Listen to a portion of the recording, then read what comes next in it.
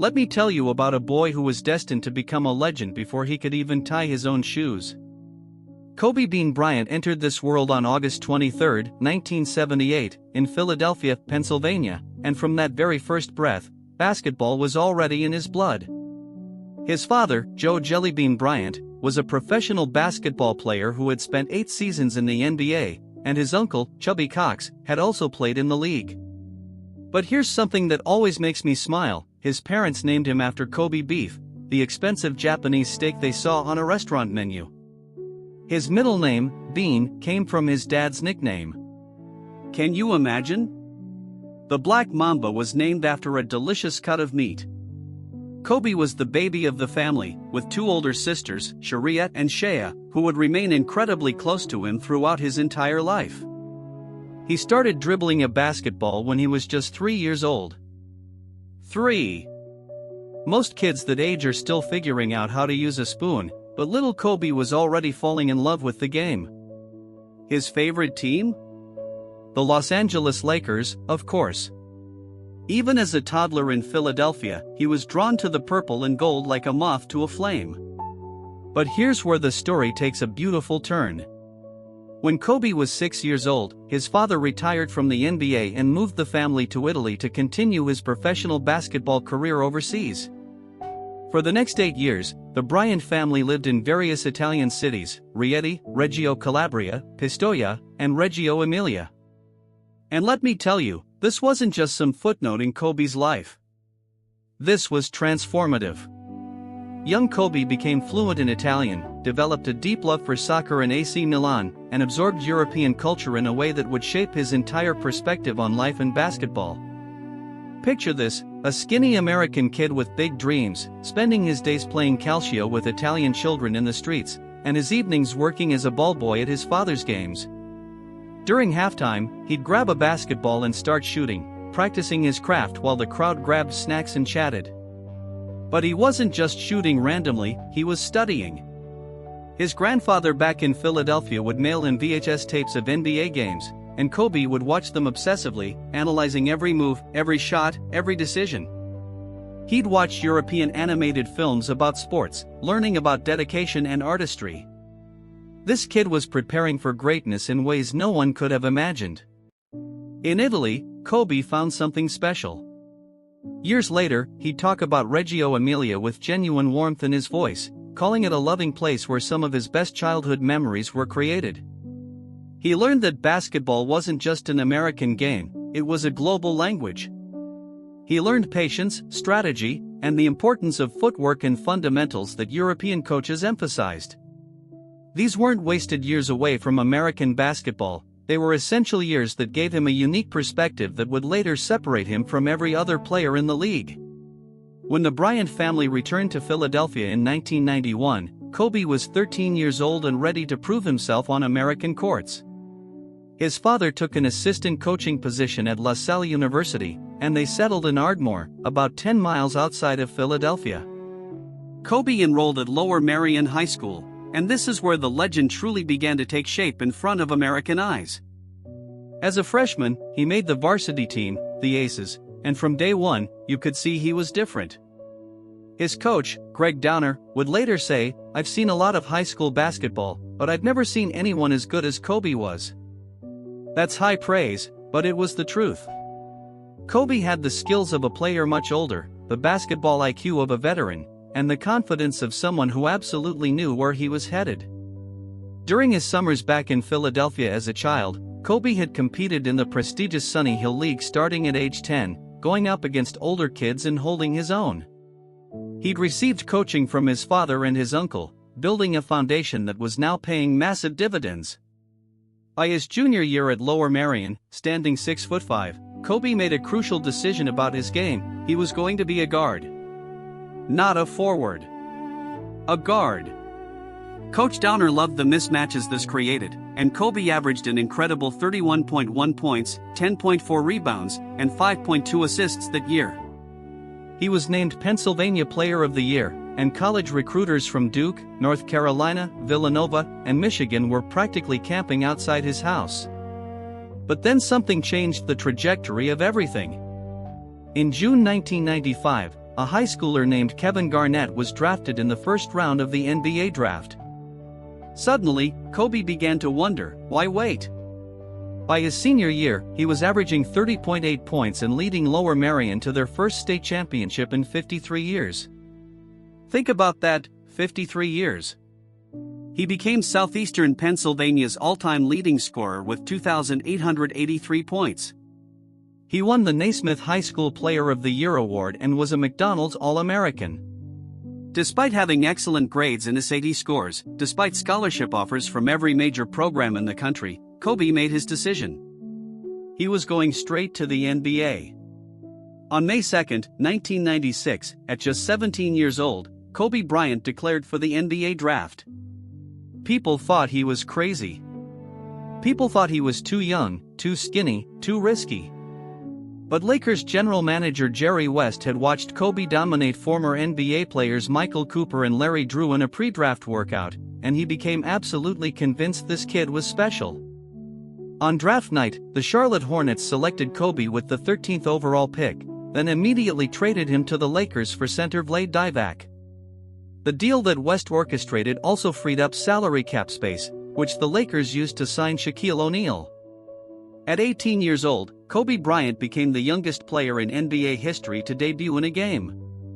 On November 3, 1996, wearing number 8, he played 6 scoreless minutes against the Minnesota Timberwolves. His first point came in the next game against the New York Knicks, a free throw. It wasn't glamorous, but it was the beginning.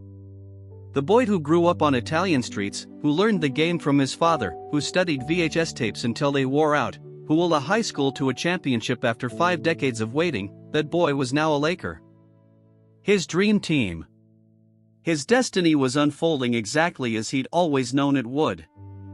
Those first 2 seasons weren't easy, and I think that's something people forget when they remember Kobe's greatness. He sat on the bench behind Eddie Jones and Nick Van Exel, getting limited minutes, watching and learning, but inside, that fire was burning so hot you could almost see smoke. He was 19 years old, trying to prove himself against grown men who'd been in the league for years. But you know what Kobe did? He worked. Before everyone else arrived at practice, he was there. After everyone left, he was still there. He studied Michael Jordan's game like it was scripture, breaking down every fadeaway, every pump fake, every decision. By his 3rd season, the Lakers had traded away Jones and Van Exel, and Kobe became a full-time starter. He signed a 6-year, $17 million extension and made the All-NBA 3rd team. But more importantly, Phil Jackson arrived as head coach before the 1999-2000 season, and everything changed. Jackson implemented the triangle offense, building it around the dynamic duo of Kobe and Shaq. The Lakers won 67 games. Kobe made his first All-Defense first team and All-NBA second team, beginning a streak of 17 straight All-Star selections. And then, in the playoffs, magic happened. The Lakers won the NBA championship, the first of what would become a historic three-peat. But let's be honest, it wasn't all sunshine and rainbows. Kobe and Shaq's relationship was complicated from the start.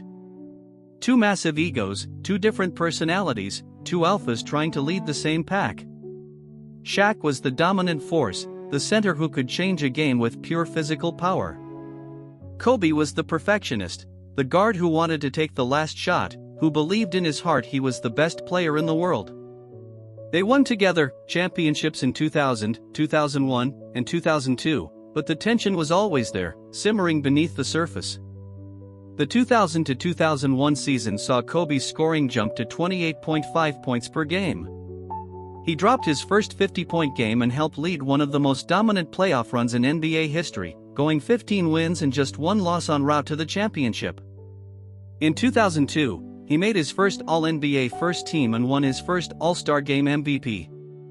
He set a new career high with 56 points against Memphis. The Lakers won their 3rd straight championship, but by then, the cracks in the foundation were impossible to ignore. The 2003 and 2004 seasons saw Kobe's individual brilliance reach new heights even as the team's success faltered. The friction between him and Shaq became public knowledge. They'd bicker in the media, take shots at each other, and you could feel the tension every time they were on the court together. The Lakers made it to the 2004 NBA Finals against Detroit but lost. And then, the dynasty crumbled. Shaq was traded to Miami, and suddenly, everyone was asking the same question: could Kobe Bryant win without Shaquille O'Neal? For a while, the answer seemed to be no. The 2004 to 2005 season was rough. The Lakers missed the playoffs for the first time in years. People doubted Kobe. They said he was selfish, that he couldn't lead a team, that he needed Shaq. According to Mark Heisler, from 2004 to 2007, Kobe was the most alienated superstar the NBA had ever seen. But you know what? That's when the real Kobe Bryant emerged. That's when he became the Black Mamba. The 2005 to 2006 season was a revelation. Phil Jackson returned as coach, and Kobe decided he was going to prove every doubter wrong. On December 20, 2005, he scored 62 points in just 3 quarters against the Dallas Mavericks, and here's the kicker: he outscored the entire Mavericks team 62-61. The whole team. When his assistant coach Brian Shaw suggested he should have played the fourth quarter to score even more, Kobe just smiled and said he'd have another night like this when the Lakers needed the win. 1 month later, he delivered on that promise in the most spectacular way imaginable. January 22, 2006. The Lakers vs. the Toronto Raptors. The Lakers were trailing at halftime by 14 points. Kobe's ankle was hurting. He was tired. But his team needed a win. So he did something that will live forever in basketball lore: he scored 81 points. 81. Let that number sink in. It's the second highest single-game scoring performance in NBA history, behind only Wilt Chamberlain's 100-point game in 1962. But while Chamberlain was fed inside shots by his teammates in a blowout, Kobe created his own shots, mostly from the outside, in a game the Lakers were losing. He shot 28 of 46 from the field, 7 of 13 from three-point range, and 18 of 20 from the free throw line. He scored 55 points in the second half alone. Jalen Rose, who was assigned to guard him for most of the night, could do nothing but watch in awe as Kobe hit shots from everywhere on the court. When asked after the game if he'd dreamed of something like this as a kid, Kobe said, "I couldn't have dreamed of this as a kid." That's what made it so special. Even he was surprised by what he'd accomplished. The performance exemplified everything about the Mamba mentality: the relentless pursuit of excellence, the refusal to accept defeat, the absolute confidence in his own abilities. Kobe led the league in scoring for 2 straight seasons. In November 2006, he had 4 consecutive games with 50 or more points: 65 against Portland, 50 against Minnesota, 60 against Memphis, and 50 against New Orleans. He was unstoppable, an offensive force unlike anything the modern NBA had seen. He won the 2008 MVP award, his first. He led Team USA to a gold medal at the Beijing Olympics. And then, with a retooled roster featuring Pau Gasol, Andrew Bynum, and Lamar Odom, the Lakers made another championship run. The 2009 NBA Finals. Kobe against the Orlando Magic. He was determined to prove he could win as the undisputed leader. Game 1, he had 40 points, 8 assists, and 8 rebounds. The Lakers won the series in 5 games, and Kobe finally had his championship without Shaq. The monkey was off his back. He was named Finals MVP, and the joy on his face said everything. The following year, they ran it back against the Boston Celtics in a brutal 7-game series. Kobe played through an injured index finger and a sore right knee, but in Game 7, he delivered 23 points and 15 rebounds, and the Lakers won their second straight title. 5 championships total. 2 without Shaq. The debate was over. But more than the championships, more than the 81 points, more than the awards, what defined this era was the mentality. The 4 a.m. workouts. The obsessive film study. Playing through injuries that would sideline other players. The absolute refusal to accept anything less than perfection from himself or his teammates. Phil Jackson noted that later in his career, Kobe's demeanor completely changed. Instead of demanding "give me the damn ball," he was calling teammates, inviting them to dinner, making them feel like partners rather than supporting actors. He'd evolved from a scorer into a leader, from a talent into a champion. Time, that merciless opponent that no athlete can defeat, eventually came for Kobe too. The 2012 to 2013 season started with promise. Kobe was still playing at an elite level, still willing the Lakers into playoff contention. But on April 12, 2013, in a game against the Golden State Warriors, something happened that would change everything. Kobe went up for a shot, and when he landed, his right Achilles tendon completely ruptured. The sound echoed through the Staples Center. Everyone knew it was serious. But here's the thing that still gives me chills: Kobe walked to the free throw line and made both shots before limping off the court. He later called this injury his personal Mount Everest, the obstacle that seemed insurmountable. He worked like a madman to come back. The rehabilitation was brutal, but Kobe approached it the same way he approached everything, with obsessive dedication. He returned after just 8 months, determined to prove he could still be the player he once was. But his body had other plans. 6 games into the 2013 to 2014 season, he fractured his knee. The following January, he suffered a torn rotator cuff in his right shoulder. 3 straight seasons ended with significant injuries. The Iron Man who'd played through everything was finally breaking down. But even in decline, there was brilliance. On December 14, 2014, Kobe passed Michael Jordan to become third on the NBA's all-time scoring list. The moment was bittersweet, a recognition of greatness, but also a reminder that time was running out. The 2015 to 2016 season began with Kobe struggling, trying to find his rhythm alongside young Lakers teammates who were still learning the game. The team was losing. Kobe was shooting poorly. The end was near, and everyone could feel it. On November 29, 2015, Kobe published a poem on the Players Tribune website titled "Dear Basketball." In it, he announced his retirement at the end of the season. "This season is all I have left to give," he wrote. "My heart can take the pounding. My mind can handle the grind. But my body knows it's time to say goodbye." The basketball world was stunned but not surprised. NBA Commissioner Adam Silver released a statement praising Kobe's relentless work ethic and unconditional love for the game. The farewell tour began, with opposing arenas giving him standing ovations, rival players asking for jerseys and photos, everyone wanting one last moment with the Black Mamba. And then came April 13, 2016. Kobe Bryant's final game. The Staples Center was packed with celebrities: Jay-Z, Kanye West, Jack Nicholson, Magic Johnson, Kareem Abdul-Jabbar. Everyone wanted to witness history. The Utah Jazz were the opponents, and the game started rough. Kobe missed his first 5 shots.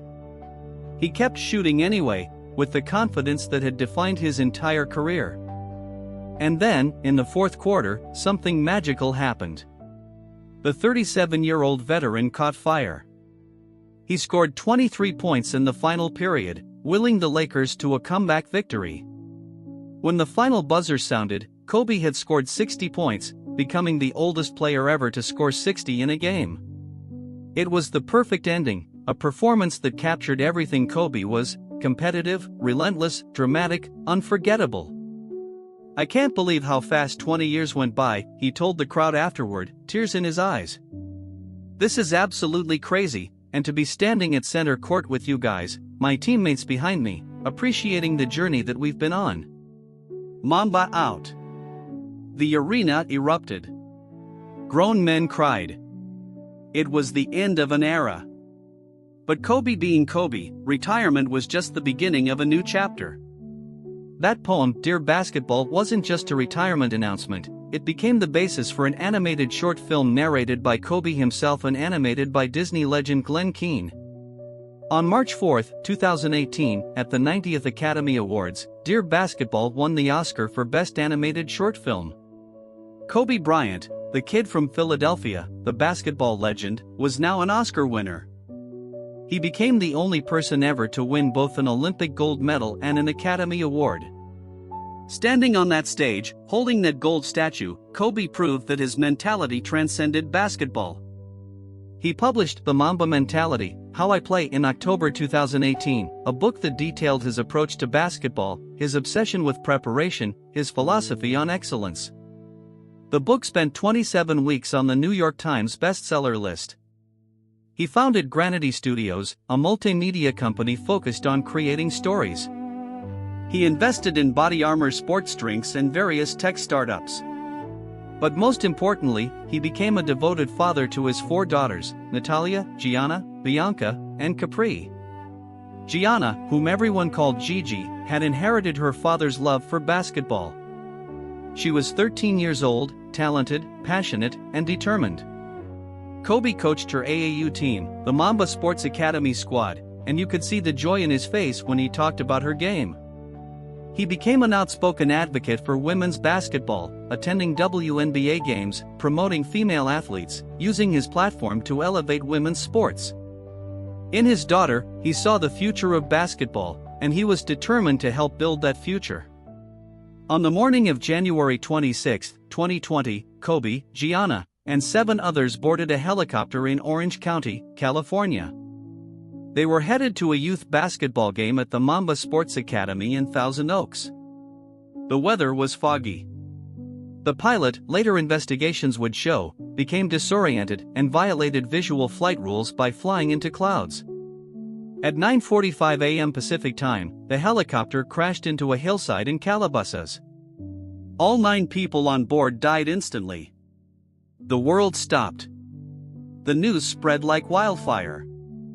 NBA players on courts across the country broke down crying. Arenas held moments of silence. Social media exploded with tributes.